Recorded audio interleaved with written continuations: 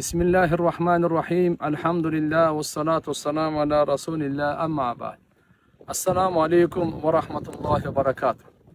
Hurmatlı mekendешler, kadırlı Müslüman bir tuğandar, barыңыздарга жараткан Алла Тааланын тынчтыгы саламы, мээрими райымы жана берекеси болсун. Алла Таалам баарыбызга ыймандуу, ынтымактуу, уяттуу, такыбалуу, берекелүү жашоону насип кылсын. Бүгүн тугандар мына өзүмдүн туулган жерим Каракулжа району мынакей бүгүн ушу жайлообузга о кичинекей кезде чыгып чөп чабат элек.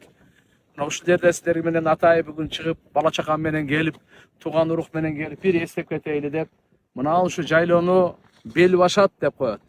Бел башат жайлоосу деп атабыз ушул жерге алып келет эле. Союз мезгилинде келип ушул жерге чөп оруп кетет элек.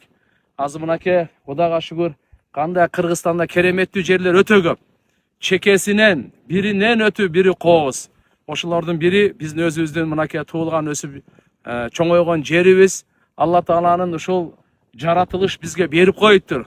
Урматтуу кыргыз элим, кыргыз туугандарым, мынакей баарыбыз эле алхамдулилlah кыргызстандыктар. Бу кандай деген керемет. Ушундай тоо, ушундай суу, ушундай асказоо. Эмне деген? Бизге Аллага шүгүр кылып, ибадат кылып, ортабызда ынтымагыбызды сактасак, Кудай кааласа, жараткан Алла Таалам бизди дүйнөдө дагы, ахиретте да ыраазы кылат. Пайгамбарыбыз саллаллаху алейхи ва салламдын берекелүү хадистери өтө көп. Ошолордун бирин эми айта кетейин. Пайгамбарыбыз саллаллаху алейхи ва саллам айтат: "Ла ю'мину ахадукум хатта юхибба ли ахихи ма юхиббу ли нафсихи." Бул жашоонун эрежеси, жашоонун ураны, дүйнө ахиреттин ийгилигинин ачкычы. Силер ыймандуу боло албайсыңар.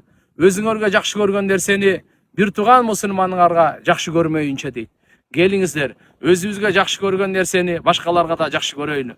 Өзүбүзгө кандай бакытты, тынчтыкты, амандыкты, ырыскыны, ийгиликти, жеңишти жакшы көрсөк, башкаларга да ушулардын бардыгын жакшы көрөйлү.